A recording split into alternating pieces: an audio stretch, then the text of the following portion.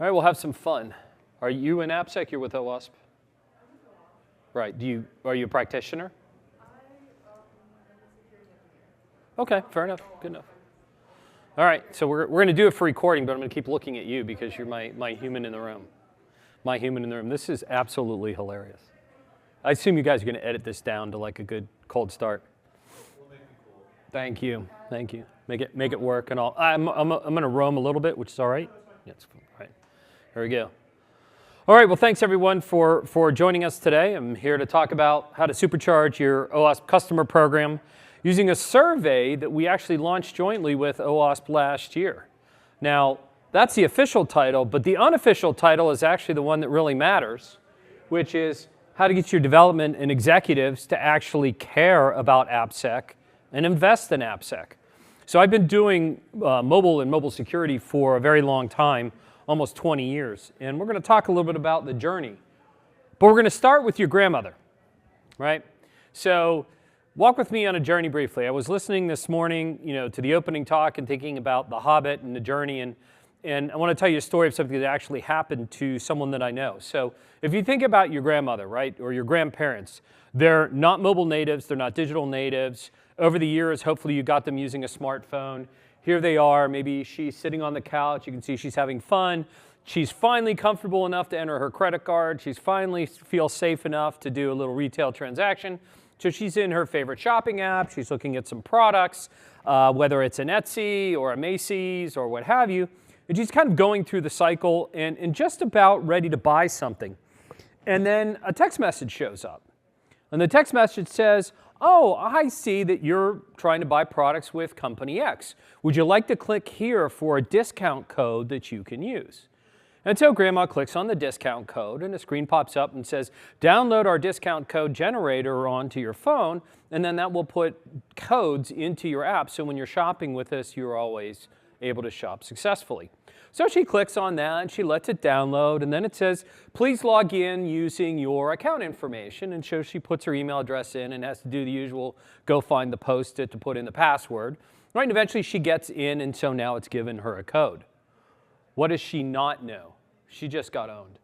Yep. Right, so what actually just happened is that sensors on the device detected she was using a certain app because the app is exposing and broadcasting too much information.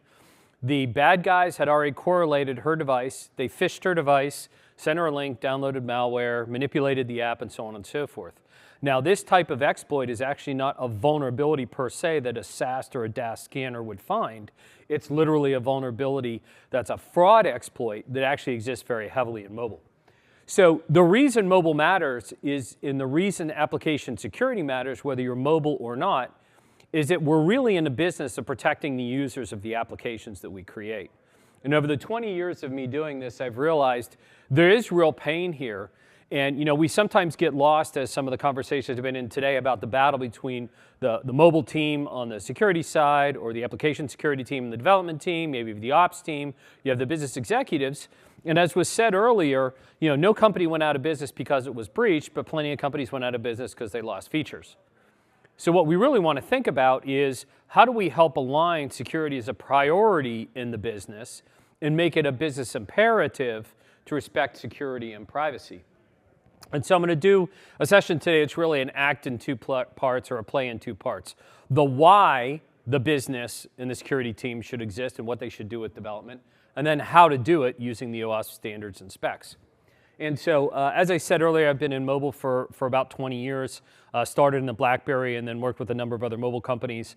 I worked with the OWASP mobile team for about the last 8 years. And we're going to talk a little bit about the OWASP MASVS, and I serve as an advocate out training and helping people get invested in this. And you can connect with me here on LinkedIn if you'd like.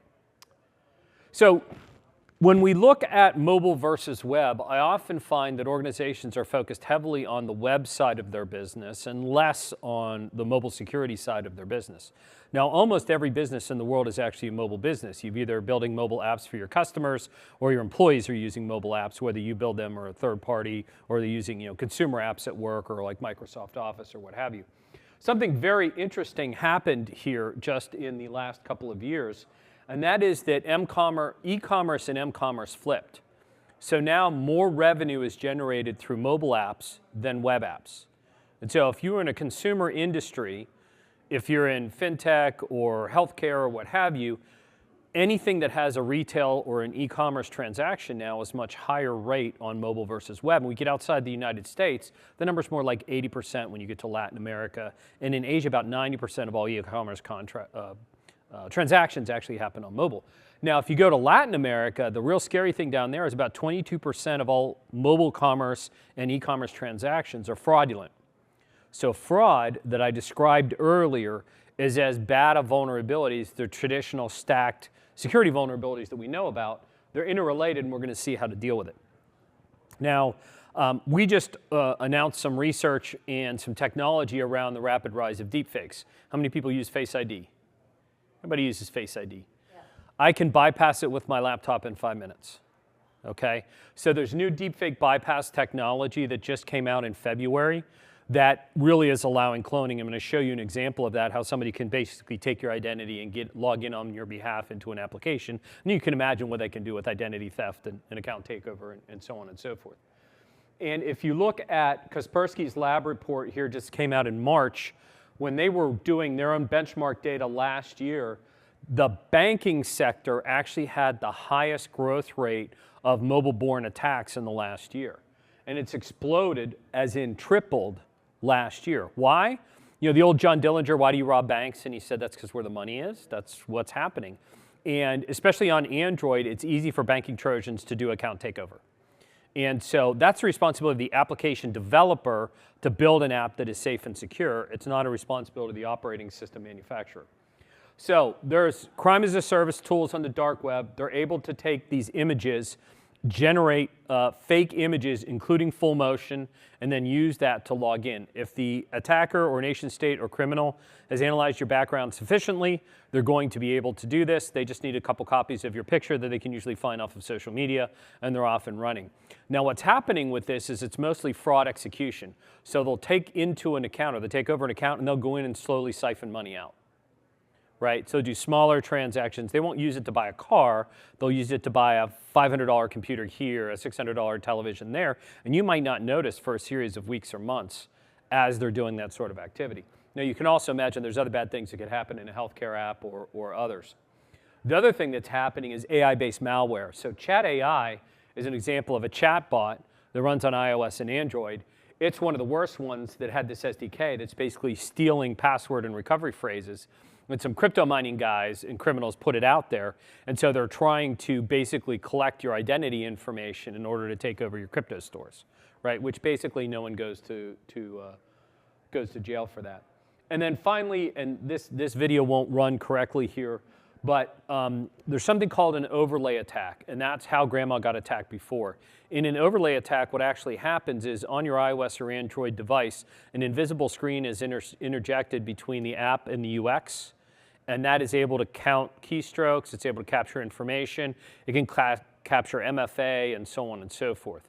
Now, Apple and Google have done good work to try to defend their apps, but what's actually happened under the hood is that they're exploiting something called accessibility controls. So that's how you allow blind or deaf or handicapped people to manipulate the app. The accessibility controls, they're actually manipulating to intercept data.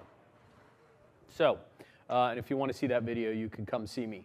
So, if you're like every other AppSec professional I work with, there's a constant battle and tension, between the development side and the security side. Development's going as fast as they can with features.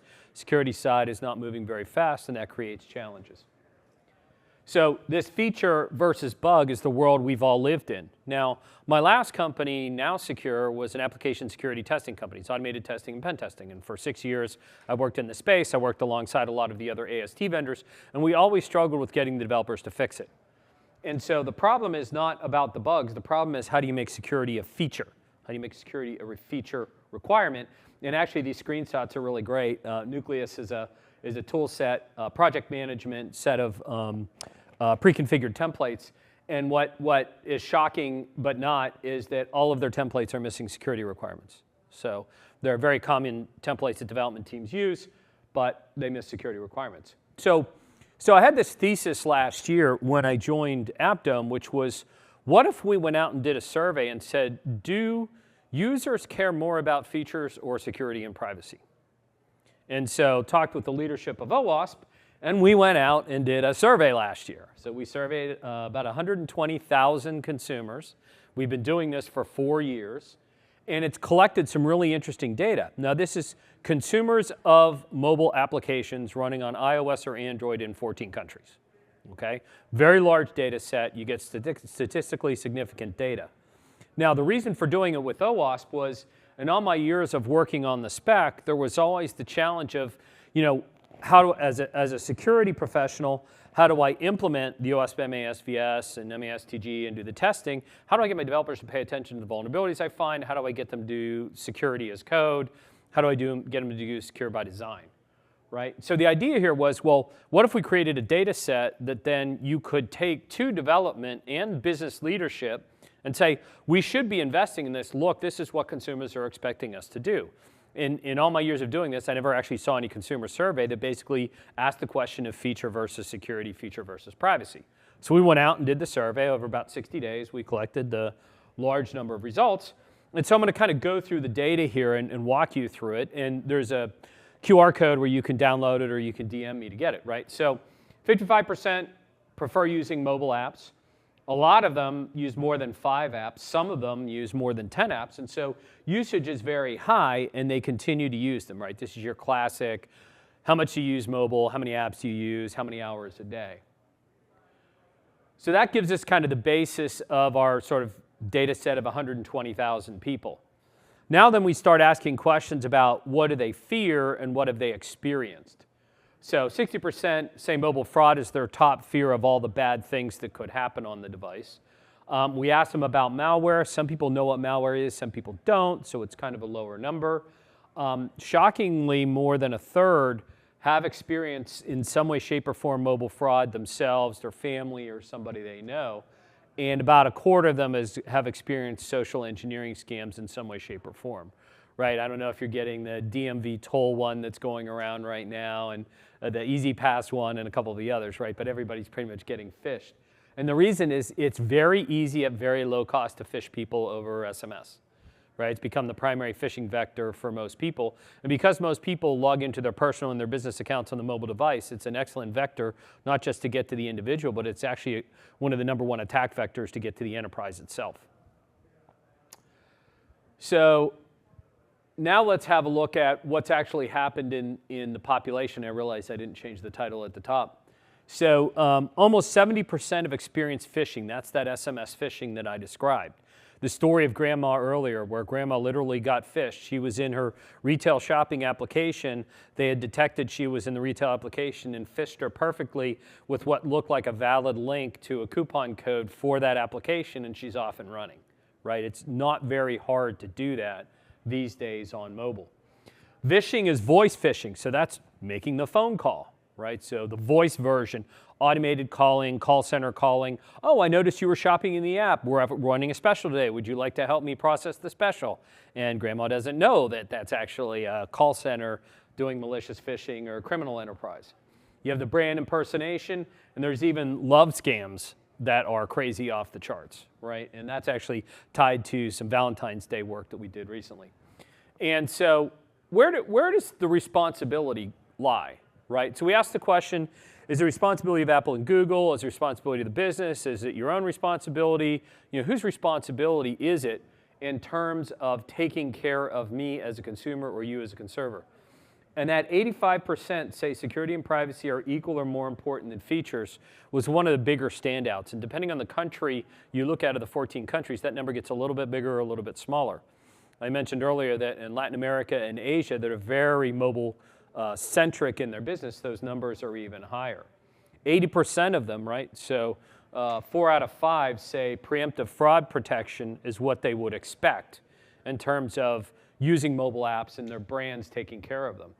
It's also interesting that they know who developers are. The literal question was pretty close to whose job is it to take care of it? Is it the developer's job? Is it your job? Is it Apple and Google's job or what have you? That was 58%. And the other one that was, I guess you could say good or bad, 1 in 4 didn't think they care, right? So I guess you could say the positive of that is 3/4 think they care. That's good news. What's bad news? That 1 in 4 think they don't really care, right? And so it's just kind of an interesting cultural measure here now to think about it. So security and privacy are more important or equal to features. They expect to be protected. They expect the brand company to take care of them, but they're not really confident those developers are actually going to take care of them. And so where does it go if you do or you don't take care of them, right? So 90% of people say that they seek some information about security and privacy. There's a tip. Put something in your App Store downloads that talks about security and privacy. There's actually some A to B testing some of our clients did and showed when they mentioned security privacy in the text that's kind of wrapped around the mobile apps, that actually drives a higher download behavior when it's mentioned. But 3/4 of them are likely to abandon after a breach or some other bad experience, right? And we all kind of would naturally run away from it. And if in some way, shape, or form they felt they weren't properly protected, some 70% would bail, and actually 62%, so 2 out of 3 said they've already deleted and stopped using an app that they felt was unsafe or didn't protect them. So if your brain is kind of walking on the premise that I was talking about at the beginning, you're like, okay, so there is a decent number of consumers who realize it's the developer and the brand's responsibility to take care of them. They are expecting it, but they're not necessarily experiencing it. How do I really get my team to do it? And this is the interesting part, which is 95% of them say that the brand is willing to, the consumers are willing to endorse the brand through acts of advocacy, hashtags, App Store reviews, what have you, when they know they're security conscious brand. So it's an interesting thing to think about. We asked the question in a way to say not just protect you, but it's visible to you that you're a security and privacy conscious brand, which you can do through your labeling, you can do that through the text I described earlier, and so on and so forth. That very high 95% rate was pretty much consistent everywhere in the world. So if we think about the data I just walked through, the data I just walked through said that consumers are aware of security and privacy, that they're aware it can be an issue, they've likely experienced something related to fraud. They believe that you as a mobile developer should take care of them and a mobile brand or business should take care of them, and then you should act in doing that, and when you do that, they will advocate for you, especially if you wear it on your sleeve, as it were, in terms of showing that you're a security, privacy, conscious-oriented brand. So the idea is you can take this data and the QR code here, whoops, the QR code I'll give you in a second, that I've been showing you before, take that to your developers. Whether it's mobile or it's not mobile, the way the report is written speaks to what consumers care about. So it's a way to bring the consumer voice now into your internal conversations within your organization, right? So it summarizes, consumers prefer to do business on mobile. They care more about security and privacy than features, and they will advocate if you do the right thing. Talk to your business owner, talk to your product managers, right? This is a way to make security and privacy, anti-fraud oriented capabilities, a feature request that is viable because your consumers are expecting it, right? And we're always chasing the new features for the consumers. Here is a way to bring that voice into the conversation. So that's the download if you want to download it. So was that useful and interesting? Do you see that as a logic argument to make it work? Right? So here's a data set people can put to use, right? It's free to OWASP. The download QR code, you can download it, have a look at it. If you want a deeper dumpster dive into the data, hit me up and I can walk you through more of the data set. We did not publish the raw data set. You can imagine there's all kinds of information in it that we don't want in the public, and certainly no one's private information is in there. So, I'm sorry? Sure. You can get that? No problem. Got it? There you go. All right, so I have worked with organizations who are using this that don't have mobile apps, but they're still using the argument premise of the storyline. By day, I work on promoting security. By night, I work in mobile. So one of the things I've been doing with the MAS team, which is the OWASP MASVS project, is work a lot on evangelizing, doing security on the mobile layer, not just the web layer. So basically, I'm going to do an intro and some updates on the mobile security project so that if your organization is working and building mobile apps, or if you want to evolve your career into mobile, you can learn and get started here. What I will say is that in the land of penetration testing, for example, there is a premium paid for people who have mobile skills. So if you're a pen tester or a security analyst or security engineer, investing, building your skills, you can likely up your comp in your company or somewhere else because there's such a dearth or lack of people that actually have sophisticated mobile skills in the market. So the OWASP Mobile Project has its own website domain. So you can go to mas.owasp.com. Carlos Holguera and Sven Schleier, they've been driving the project now for 6 or 7 years. Carlos worked with me when I was at Now Secure, my last company, continues to work there. Sven is a pen tester, started his own business. Now he's back working in the pen testing world as well. So the mobile project, I actually took a screenshot of the website so you can see all the infrastructure. So there's the ASVS and the ASTG if you're familiar in the web world. In the mobile world, there's more assets and resources for you. And I'm going to walk through those today to give you a snapshot of what that world looks like. So the MASVS is the how-to guide. So what am I supposed to do? I'm going to walk through the security controls for the MASVS. If you're familiar with the website with ASVS, you're going to see there's some differences, and they're related specifically to mobile, how the mobile architecture operates, how they work, and the risks, and so on and so forth. The MASWE is the weakness enumeration. It's not something any of the other specs have, and it's really saying, if these are the controls that are required, what are the typical weaknesses? How do you test for them? And then here's your testing checklist. MASTG is the testing guide and so forth. So the MASWE was actually launched at OWASP Lisbon last summer. It is still in review. I'm going to walk you through it. It's a really interesting thing. So if you're familiar with the specs, so while ASVS is showing me what are the controls in place and MASTG is telling me how to test them, the WE sits in the middle and helps me understand what the actual weaknesses are, why those are weaknesses, and what I need to do to address those weaknesses. So it allows you to interconnect things. What we're actually trying to get to is a world where we can use a machine to define controls, enumerate the weaknesses, generate tests automatically as much as possible, and automate the bulk of this work, right? So inside the structure, so over here we have the controls, and on the next slide I'll walk you through the 8 control areas. Then each control has a set of weaknesses, and I'll show you an example of that. And then you move into the MASTG. So the MASTG has a bunch of different content. So you have the knowledge of how to test and testing strategies, as well as the state of the app. You have the tests and the techniques for executing those tests. Generally, in the minimum, you're going to be doing SAST and DAST. For a real pen test, you're going to do reverse engineering as well. I'm not going to drill into all of this, but I'm going to show you a couple of interesting things that you might want to have a look at. All right, so if you're familiar with the ASVS, last time I looked, it was 14 or 16 primary controls. So these are all now mapped out appropriately into the mobile space. Obviously, there's storage on your device, so how are you interacting with storage? Does it securely store sensitive data? Does it prevent leakage of sensitive data? You can imagine what the weaknesses are and how you would test for that.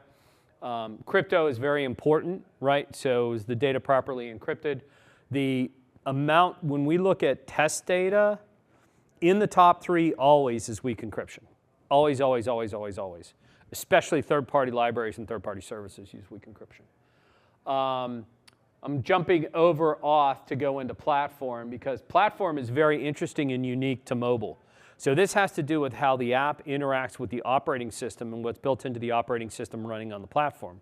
If in a web world where you're running in a browser, right, there's a set of constraints associated with a browser-oriented experience and security controls. On mobile, you have inter-process communication, you have the device's operating system, you have the layers in the operating system and how they function, how the app, memory, storage, network all interact. So some very important controls in there. Resilience is also important. You know, when you think about a traditional web app, the bulk of the actual data and logic for a web app is going to live behind a firewall and other layers of security, right? You're basically getting presentation mode out to the client. There may be some logic going on the client. Clearly, you want to protect yourself from vulnerabilities, but a lot of it's defended behind the firewall. On mobile, the app lives on the device. The app is reversible. On Android, you can get pretty much to code. And on iOS, you can get close enough to figure out what the app's actually doing. You can use tools like Frida. There's a Frida hacking thing going on right now for Android and so on and so forth. And so resiliency is critical, right? Signal app. Anybody think the Signal app is safe since Signalgate is running around? So yes and no. So the end-to-end encryption in the Signal app is very good. Everything else is very bad. Right? Yeah. Yeah. So effectively, when you think about a mobile app runs, you have your binary here, but you have all the inter-process communication going with that and the operating system and everything around it. And a lot of the intercepts are hooking how it interfaces with memory, how it interfaces with storage, how it interfaces with network. So even though the encryption might be running correctly, I can get in front of the encryption and look at the data before it goes off the device, right? So when you think about capturing data, one of the easier things to do in a lot of these applications is capturing the data before it goes into the encryption. And that's one of the weaknesses of certain apps. And then privacy was added in 2023, right? With the rise of GDPR in Europe, with the rise of consumer privacy requirements, we added a whole set of controls around this notion of sensitive data, user identification, and so on and so forth. And the whole expectation is as the world evolves, GDPR in Europe, CCPA in California, 14 or 15 states in the US have something else. In Singapore, they have very strong privacy rules and requirements to conform to. Japan as well. So that will continue to build out subject to how some of these other standards kind of come together. And so we wind up with this world where it's really security, privacy, and fraud protection that's really where we're ultimately going to want to end up when we pull it all together. All right, so basically, I'll walk through one set of controls. So crypto, as I said before, is a common failure. So when you work through the MASVS and the MASTG resources, they're very well written, documented in a very simple way. I'm giving you the website view. Everything's in the GitHub repos as well. This is just a little easier to look at here. So what is crypto? What can go well? What can go bad? Why would you use it? Are there relevant standards that apply to it? So here, for example, if there's an existing standard like NIST, 857 or 175, we're going to link off that. ISO, any of the other industry standards that are relevant where at all possible, we try to cross-link in. You can imagine on privacy, we're linking into GDPR and so on and so forth. So this is like a great learning guide. So if you're new to mobile, whether you're a developer or a security person, it's written in relatively layman's text so that even developers can read it and understand what you're really trying to talk about in the topic. So that's MASVS. So as we drop into the control, then we need to think about, okay, so if my control here is I need strong crypto according to industry best practices, what are the weaknesses? Well, an example weakness would be weak pseudo-random number generator. Okay, so if that's a common weakness, then how do I build a test to test for that? Well, guess what? There's a test built into MASTG for that. And how do I actually test for it? Within the OWASP mobile project starting last summer, we actually now have sample code. I'm going to show you there's actually a whole test environment with scripts, code, and tools that are being built out so we can eventually get to full automation, right? Create a control, identify the weakness, generate the test definition, generate a test suite, right? And so this allows us to stack everything together. Now, within the weaknesses we identified, one is testing this insecure random. Also want to look at non-random sources that might be used as well. So the whole thing creates a layered construct that we can ultimately work from. So inside of MASWE, right, so I want to go inside now and say, okay, I want to understand what are the different common weaknesses. And so in here, I've got the start of those enumerations. They continue to go through, and now it's telling me who are they, what are they platform, how do they link between MASVS and MASTG. You see the ID here that they're cross-linking to. There's a leveling of risk and exposure. Again, that's similar to ASVS and so on and so forth. And then you can click in here to get into the GitHub issues that are related to it.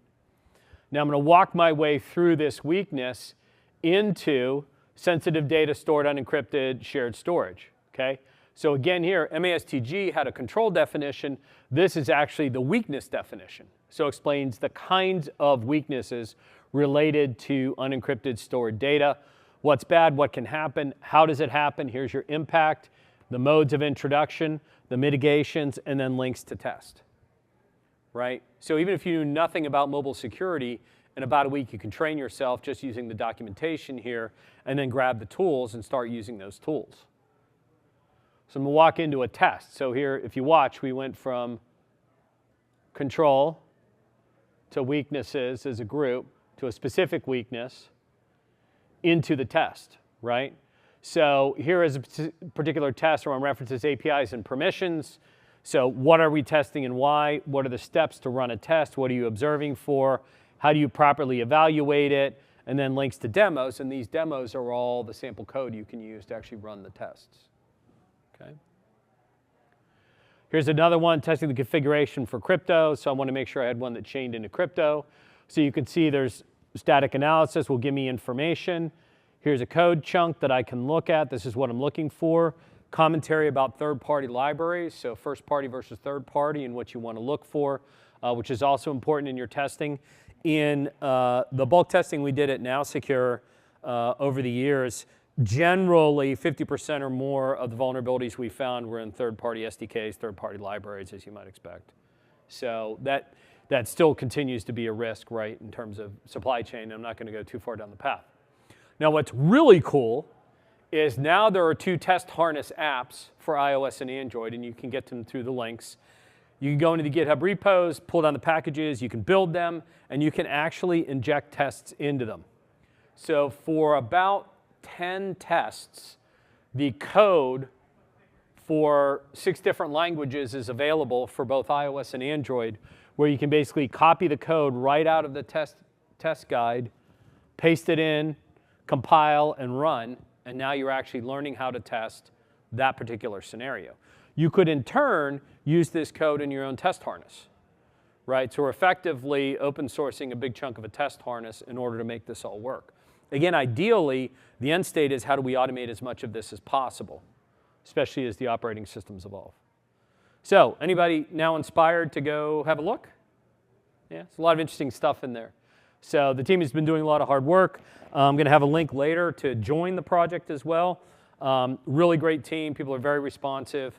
Sven and Carlos are leading it. Then there's a handful of maybe 10, 12 other people that are incredibly active in the project. And so if you walk all the way back here to where I started, so the goal now for the entire spec now is we have the MASVS figured out. We have MASWEs figured out. We have the tests figured out. Now it's about building out all the tooling so that we can simplify and ultimately automate the tooling as we evolve. And that'll probably take another year or so at the current rate, maybe 18 months. We get more developers, we'll get further. So hope you all go take a look. I have a link to join the project as well. The Slack channel is very active for the mobile project, and encourage you to have a look at that as well in your journey. So we started with the premise of grandma has a really bad experience. We looked at, consumers are good, consumers are bad. How do we help consumers? How do we help the business understand it? We still know it's a team effort, right? And the choice is clear now when we think about working with your business and development leaders. So 74% say they're going to leave, 95% say they will endorse, right? So how do you live on the right-hand side? If you invest sufficiently in security and privacy and you make that obvious to your customers so that you have a trustworthy brand and you can do that in words and language and mechanics, then they're going to stay and then they're going to advocate for you. And you can encourage them to advocate. So how do you do it? So take advantage of the report. We do encourage everybody to download it. Dive into the OWASP mobile project and then leverage some tooling to make it work. A lot of the work you can do, you can automate parts of the work using the mobile project that I showed you, or you can invest in commercial tools that will do the work for you. And then make sure you're monitoring what actually escapes into prod and you go fix those things very quickly. So our goal and premise at NowSecure when I was there was about automate the testing as much as possible. At Appdome, the goal and premise is automate the coding. So automated remediation, automated coding. And so while your team might invest days, weeks, hours, months to become mobile compliant, with a tool like Appdome, you can literally do it in 2 minutes. So it's an automated coding engine that does the work for you and then validates it for you. So I can talk to you offline if you want to learn more about that. But once you've got your team convinced and you do the right work and you're automatically building security, privacy, and fraud controls in, now you have an experience like this where users can trust you. So if they get hit with a social engineering scam, the app can pop up, are you okay? We would never call you, or we would never send a link to you, because it can detect that. Or geolocation issues like saying, hey, are you traveling? We noticed you are now in certain location, blah, blah, blah, blah, to protect you.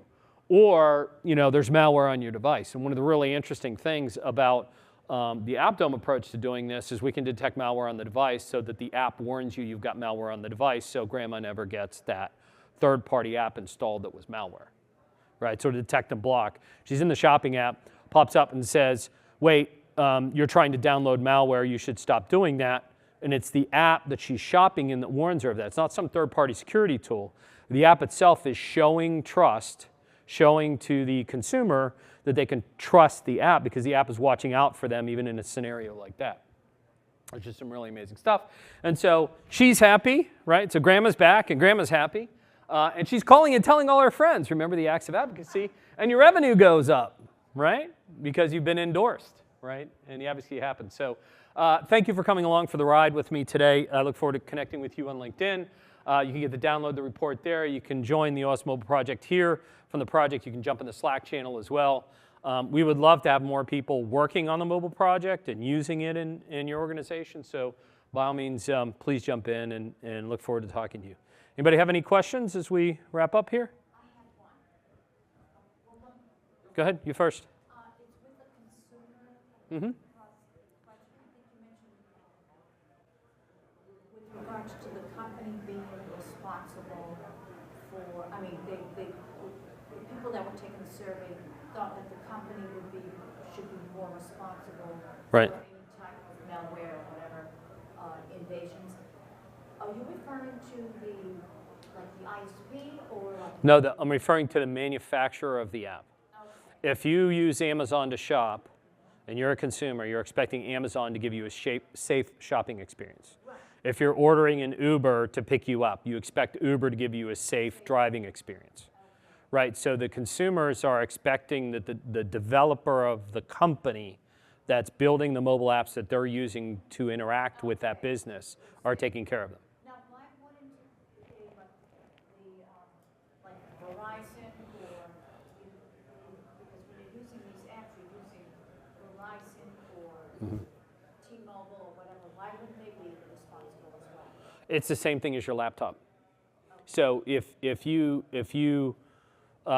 get session hijacked in a browser on your laptop, it's not the responsibility of your home ISP. It's the same thing, right? So you would expect, let's use Amazon as a great example. You expect that the Amazon web experience and the Amazon on-device app experience are equally safe. Okay. You expect that whatever Amazon does with your personal information, how the app functions, how you interact with their systems, you're always safe, right? And that's really where this is. The network guys do as much as they can to secure the pipe, right? But if there's malware or misbehavior in the app or around the app, the pipe can't control that. Thank you. Sure. Question? Yeah, so I use APPSEC in assessments to make sure they conform to standards. So it's great to see that MSVS also does the same thing. Mm-hmm. And I was wondering, like you mentioned, like certain controls, not to GDPR. Is there currently like a restriction on if the app doesn't satisfy all the things to conform to GDPR, it can't be published? GDPR is a gnarly question. So what I can tell you is two things. British Airways app was breached in 2019, 2020. After the British Airways breach, the vector of attack was through mobile. British Airways was fined £158 million as the first company to violate GDPR in Europe, as an example. Now, eventually through the courts, that number came down, right? So GDPR is about trust and custody of personal information. They have to have control of it. They have to secure it. They have to be able to delete it, right? And the British Airways breach was a great example. They made it all, through the mobile app all the way into the back end, and they pulled everything, credit cards, CCVs, passport information, travel history, the whole 9 yards on over 120,000 people. So on the GDPR side, it's really a fining regime, not a preventing regime. The teeth are basically that you're charged against your revenue. It's a percentage of revenue. The fines seem to have cratered in the last 2 or 3 years, meaning the enforcement doesn't seem to be as strong as the original intent, if that makes sense, right? But it's all businesses, all organizations who do business in Europe are expected to respect it in all digital sense. So web, mobile, any other online experience. So if you're an American company doing business over there, you're still held responsible. A year and a half later, Starwood Properties got popped, and then Marriott bought Starwood Properties. Starwood Properties got fined, which was effectively getting Marriott fined. Right, even though it's an American company, they got fined because it impacted European citizens. So American companies have to conform if they do business. By the way, it's also if you have an European citizen in the U.S. Same thing. Yeah, so if a European citizen is in the US, they're still held under GDPR rules for Europe. So if they use an American app or business while remote, it's basically, it goes with the citizen where they are, not just about residency in Europe. So either you're an American company doing business in Europe, which means European citizens are using you to do business in Europe, or you're a European citizen somewhere else in the world, you're still held responsible within the EU. If that makes sense. So Brian, you mentioned the fact that you had used British Airways, Mm-hmm. for example. So initially 158 million pounds, now dropped down to whatever the number is. Yeah, it was like 42 million or something. Yeah. Which, at the end of the day, is it kind of a revenue versus... There's always the risk adjusted, right? So when you look at risk registers in companies that care about risk, they're going to score the cost of the risk, right? So, I think the intent with GDPR was by making it, 5, 6, 7, 8%, 10% of your revenue, you will pay attention to it, right? Because that's a big number, right, from that perspective. And that's why GDPR had teeth early on. They're still doing it. They're just not going after companies as aggressively maybe as they had sort of originally, because they kind of settled into a pattern. But it's working really well to drive behavior, which is really the whole reason for having it. You find a few companies, Marriott, Starwood, British Airways, and a few others, and you make big examples of it, and then everybody else puts it on the risk register and says, you know what, we don't want to have this problem. Let's make sure we make the minimum requirements for this so that we don't have that, right? I can tell you that I have been in meetings with financial services and retail companies who had giant vulnerabilities in mobile, and they write off the risk. So they would rather leave the risk there, and they figured out that even if the bomb goes off, they perceive that the damage to the business will be small enough, they'll just pay the tax, whatever that tax is. Like, we'll get you 2 years of free credit monitoring or whatever is cheaper than rewriting an app from top to bottom. And I think that's the nature of cyber still. Yeah. Now, and so the evolution of the cyber insurance industry is more the tail wagging dog, meaning it's getting harder and harder to get cyber insurance if you don't prove that you have good protections in place, right? So the economics of the market are changing that dynamic, right? So then your risk register becomes, okay, if I'm going to have, say, a $500 million or $1 billion cyber insurance policy, and if I don't do certain things, that becomes $2 billion insurance policy. But if I do these things, it drops to $500 million in terms of the cost to me to buy the cyber insurance policy. Then I'm going to look at that as an economic investment. Do I invest in more cyber defense in order to reduce the cost of my insurance, or do I let it ride? And I have higher insurance premiums, like living in a hurricane zone. You're automatically going to have, or a flood zone, you're going to have higher insurance rates, right? And then, again, it's risk adjusted like every other investment. I think the way I try to look at it is more is investing in security and privacy, anti-fraud capabilities. How do they help you grow revenue safely and keep showing your customers to trust you? Because it's really about the economic engine of the business. Every business is in business to make money, right? And we all know the story if one person has a great restaurant experience, they tell one person, but if one person has a bad restaurant experience, they tell 10 people. Right, the blast radius in consumer businesses can be kind of rough if the large-scale breach happens. All right? Also, too, you mentioned you did a survey on the consumer side. Have you done a survey on the developer side as, well, the reason why we have holes in it is because we had 3 months to get it out? Yeah, not so much. I think Ethan, your session earlier, you had GitHub. Was GitHub survey data, right? So that's kind of an interesting way to look at where you had your 2 data charts and what motivated developers and didn't, and what they were worried about and so forth. And I think it's there. And I'm not saying all developers are bad.